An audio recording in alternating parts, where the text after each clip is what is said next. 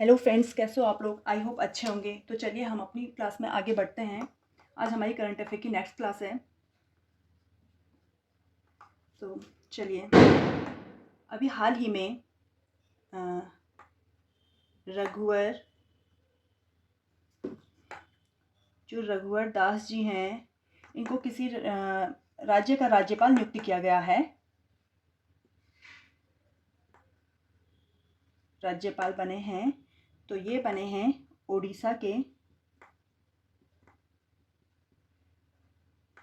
राज्यपाल बने हैं। तो जो राज्यपाल है, ये हमारे जो राज्यपाल का पद है, ये हमारे जो संविधान है उसमें कौन से आर्टिकल में है। तो जो पद है वो है आर्टिकल 153 में है। और मैं इसको डिटेल से बता देती हूँ आप लोगों को। जो राज्यपाल का पद है वो है आर्टिकल 153। राज्यपाल की नियुक्ति राष्ट्रपति करेगा। ये है आर्टिकल 155 में। और ये तो आप लोग जानते ही होंगे कि राष्ट्रपति करते हैं राज्यपाल की नियुक्ति। और जो ये रघुवर दास जी हैं, ये झारखंड के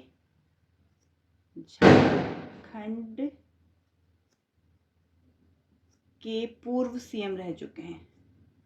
ठीक है, कभी कभी क्वेश्चन पूछ ले जाते हैं, तो मुझे आप लोगों को जानकारी तो कंप्लीट देनी ही है, तो इसलिए बता रही हूँ आप लोगों को। चलिए, अब है एक इंडेक्स जारी हुआ है, ग्लोबल रिमोट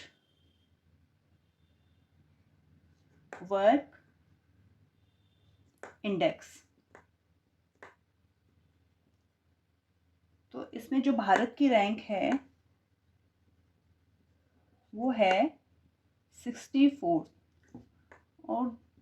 और जो टॉप पे रहा है वो है डेनमार्क। और जो टोटल कुल देश हैं वो है 108। ठीक है, चलिए, और साथ ही साथ हम ग्लोबल जेंडर इंडेक्स जो हुआ था जारी, उसमें जो भारत की रैंक थी ग्लोबल जेंडर इंडेक्स में 127। ठीक है, जो ग्लोबल पीस इंडेक्स पूछे जाते हैं आप लोग, मैं रिवाइज करा रही हूँ आपको। ग्लोबल पीस इंडेक्स, तो इसमें जो भारत की रैंक थी वो थी 126। ठीक है, तो और जो प्रेस फ्रीडम इंडेक्स था, प्रेस फ्रीडम इंडेक्स था, उसमें जो भारत की रैंक थी वो थी 161। तो आप इसको याद रखिएगा। ठीक है, चलिए आगे चलते हैं।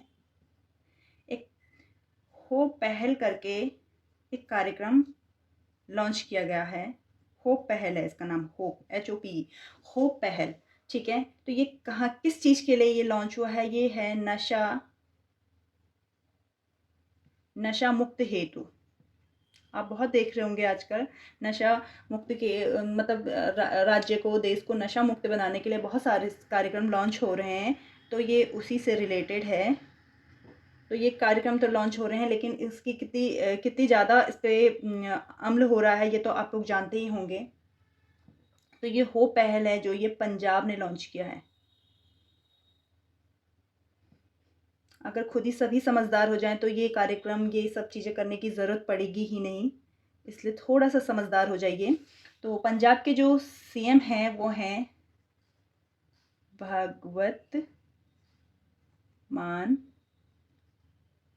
और जो यहाँ के गवर्नर हैं वो हैं बनवारी लाल पुरोहित। ये तो आपको पता ही होगा कि पंजाब की जो कैपिटल है वो है चंडीगढ़, और चंडीगढ़ अपने आप में भी एक केंद्र शासित राज्य है, और जो हरियाणा है उसकी राजधानी भी चंडीगढ़ है। तो चंडीगढ़ 3 जगह की राजधानी है, पंजाब की, एक खुद चंडीगढ़ की और हरियाणा की। तो आप इस चीज़ को ध्यान रखिएगा। चलिए आप नोट डाउन करिए इसको, मैं इधर आपको जो आगे चलते हैं इस क्लास में। चलिए ठीक है। एक राष्ट्रीय हस्तशिल्प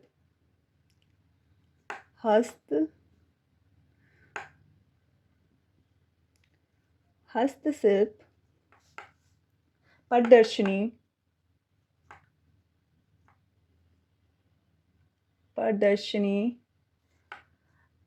जिसे बोल रहे हैं गांधी बुनकर मेला। एक मिनट।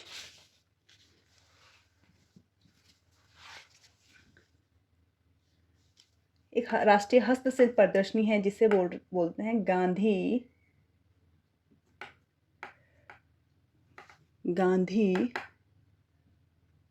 बुनकर मेला। गांधी बुनकर मेला। तो ये कहाँ आयोजन हो रहा है इसका? ये हो रहा है कोलकाता में, वेस्ट बंगाल में। ठीक है, इसका आयोजन किया जा रहा है। ठीक है, एक हाल ही में गोल्डन पीकॉक पुरस्कार दिया गया है। गोल्डन पीकॉक पुरस्कार दिया गया है।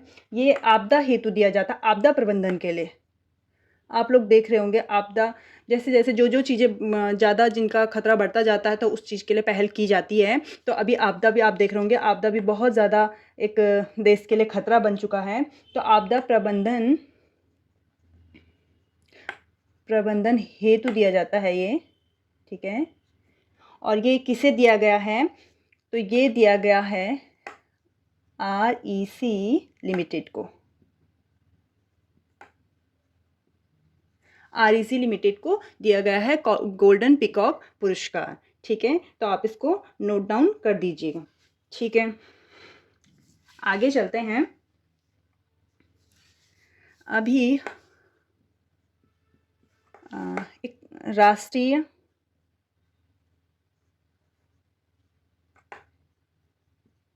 हिंदी दिवस मनाया गया। ये तो आप लोगों को पता ही होगा कब मनाया जाता है, क्योंकि सभी स्कूलों में भी मनाया होगा आप लोगों ने। तो जब स्कूल में रहे होंगे तो मनाया होगा। तो ये मनाते हैं 14 सितंबर को, और जो पहली बार मनाया गया था, पहली बार 14 सितंबर 1953 में ये पहली बार मनाया गया था। चलिए, राष्ट्रीय हिंदी दिवस के बारे में तो आप जानते हैं, और आपने एक और सुना होगा अंतर्राष्ट्रीय हिंदी दिवस। ये कब मनाया जाता है? अंतर्राष्ट्रीय हिंदी दिवस।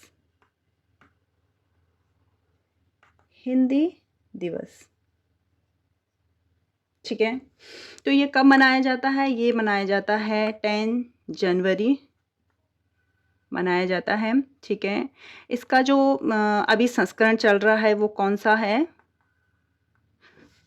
चलिए पहले बताती हूँ कि इसकी शुरुआत कब हुई थी। इसकी जो शुरुआत हुई थी वो हुई थी 1975, और ये हुआ था नागपुर में, यानी इंडिया में। ठीक है, इसका जो अभी संस्करण है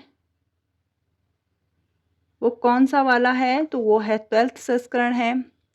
इस बार का जो 2023 का हुआ था, उसका आयोजन कहाँ हुआ था? तो इसका आयोजन हुआ था फिजी में। ठीक है। इसका आयोजन हुआ था फिजी में। तो चलिए आप इसका स्क्रीनशॉट लीजिए या नोट डाउन कर लिया होगा आपने, तो मैं इधर का इरेज करके और जो क्वेश्चन रह गए हैं उनको आगे बताती हूँ, तो आप नोट डाउन करिए इसको। चलिए आपने ये नोट डाउन कर लिया होगा, मैं इसे इरेज कर लेती हूँ। और ये जो करंट अफेयर आपको बताया जा रहा है, अगर आप क्लासेस देखते हैं तो बताइए साथ ही साथ कि क्लासेस कैसी लग रही हैं आपको, तो मैं और अच्छा कंटेंट लाने की कोशिश करूँगी आप लोगों के लिए, ठीक है। तो अभी हाल ही में जो नोबेल पुरस्कार दिए गए हैं उसमें मेडिसिन का जो नोबेल पुरस्कार है, जो मेडिसिन का नोबेल पुरस्कार है वो किसे दिया गया है, तो वो दिया गया है डू, मार्कर भी जवाब देने लग गया है डू विसमैन, ठीक है। और जो डू विसमैन हैं ये यूएसए के हैं। तो फ्रेंड्स ये भी पूछा जाता है कभी कभी कि आपको दे दिया जाएगा कि जो जिनको मेडिसिन का नोबेल पुरस्कार मिला है डू विसमैन, ये किस कंट्री से हैं, ठीक है। तो ये भी साथ में आपको याद रखना है। और जो दूसरे हमारे उनका नाम है कातालिन कारिको,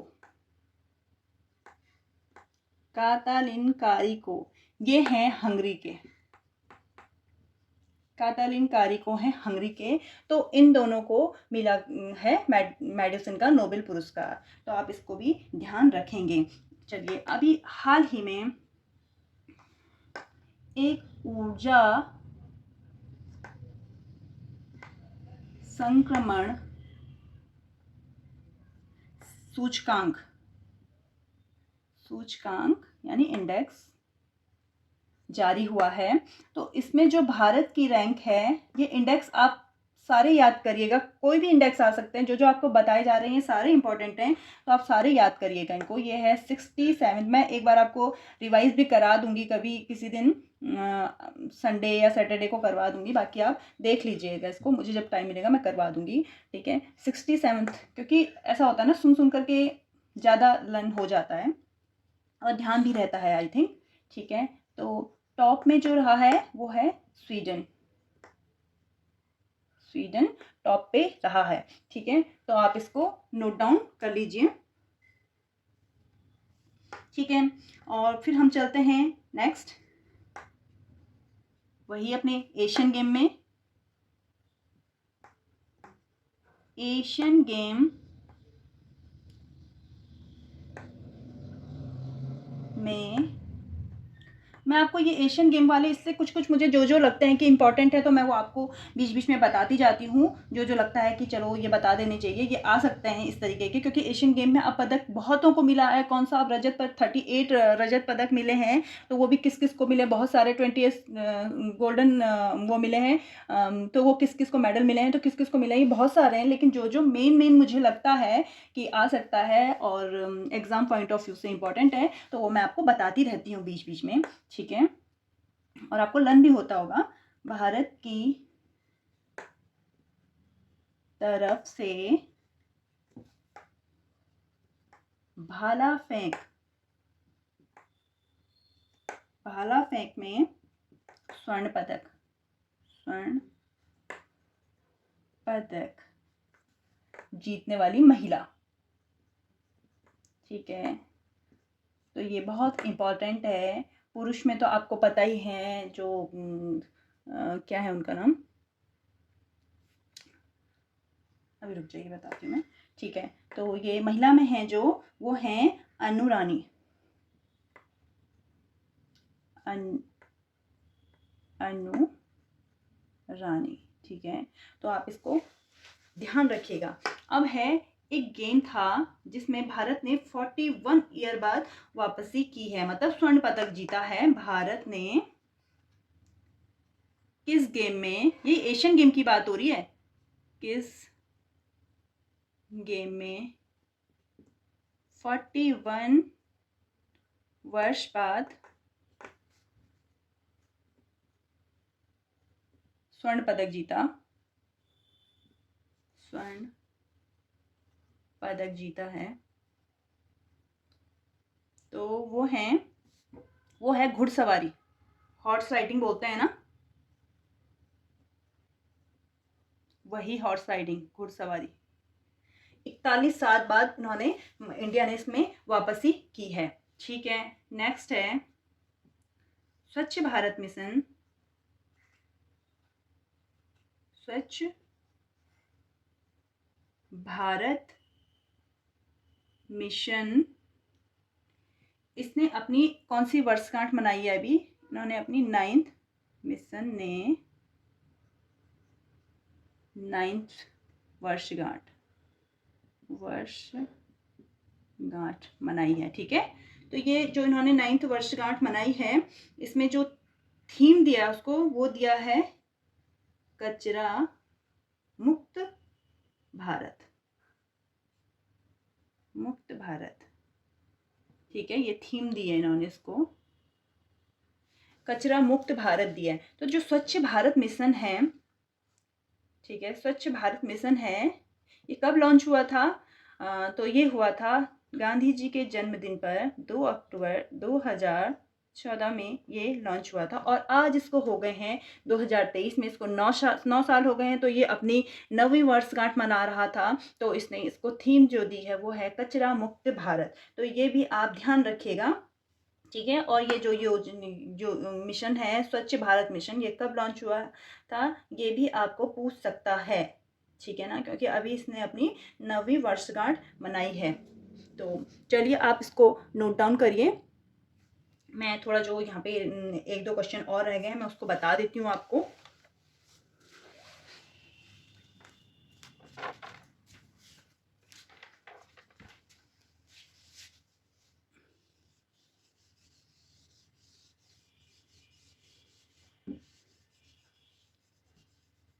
अपनी तरफ से मैं आपको अच्छा कंटेंट देने की कोशिश कर रही हूँ, बाकी आप लोग कमेंट में ही बताएंगे, तभी मुझे पता चलेगा कि अच्छा कंटेंट आपके पास आ रहा है या नहीं आ रहा है। तो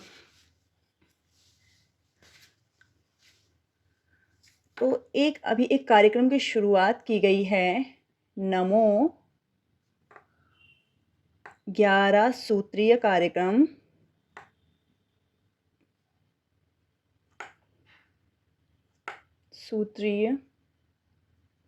जो नमो 11 सूत्रीय कार्यक्रम की शुरुआत हुई है, तो ये शुरुआत कहाँ हुई है? तो ये हुई है महाराष्ट्र में, ठीक है, महाराष्ट्र में हुई है ये शुरुआत नमो 11 सूत्रीय कार्यक्रम की। चलिए ठीक है, अभी एक युद्धाभ्यास है, अल मोहम्मद अल हिंदी। तो ये किस किस के बीच है जो ये युद्धाभ्यास है? ये युद्धाभ्यास है, ठीक है। तो ये किन कंट्रियों के बीच, किन 2 कंट्रियों के बीच है? तो ये है भारत, मारकर जाने वाला है, मतलब समाप्त होने वाला है, भारत प्लस सऊदी अरब। ठीक है, इन दोनों के बीच ये है अल मोहम्मद अल हिंदी। तो मैं आपको देखिए, इसमें थोड़ा सा मैं आपको बता देती हूँ कि ये अल मोहम्मद अल हिंदी है, ना कि हिंद। एक बार एक एग्ज़ाम में पूछा गया था कि भारत और सऊदी अरब के बीच कौन सा युद्धाभ्यास होता है, तो ये दे रखा था अल मोहम्मद अल मोहम्मद अल हिंदी। तो कई बच्चों ने गलत कर दिया था, अल मोहम्मद अल हिंद कर दिया था, जबकि ये अल मोहम्मद अल हिंदी है। ठीक है, तो इस वजह से आप ध्यान रखिएगा इसका। और इसका जो शुभारंभ हुआ था वो हुआ था 2021 में हुआ था। ठीक है, 2021 में हुआ था, और तब से ये मनाया जा रहा है। ठीक है, तो आप इसको नोट डाउन कीजिए। और एक और युद्धाभ्यास है बोल्ड कुरुक्षेत्र।